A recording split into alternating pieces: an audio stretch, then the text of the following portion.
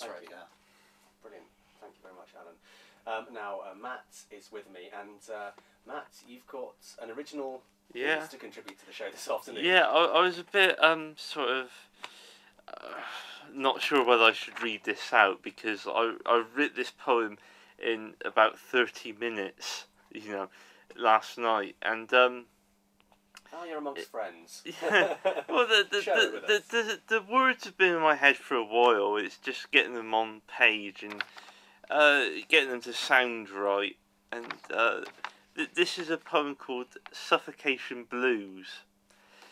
My once beaming face obscured neath a week's worth of stubble, my body led down on the floor, curled up in a fetal position, my knees pressed firmly against my chin. My throat tightens as my lungs gasp for breath. My heart pounds violently against my rib cage as I feel closer to death. My body shudders like an earthquake as I scream out like a banshee in this living hell I've created, which begins and ends with me. Well, that's fantastic, Matt, and I think it's very important that we do, try and celebrate original pieces of poetry and short stories on the show. Not just from you, but from Martina and anyone else that wants to contribute at home as well.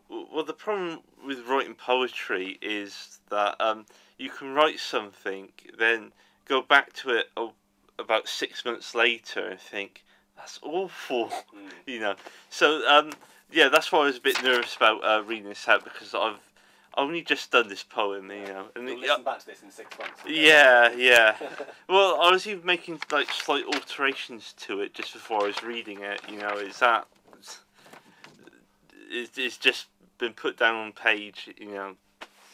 Well, so. hats off to you for reading it out, and.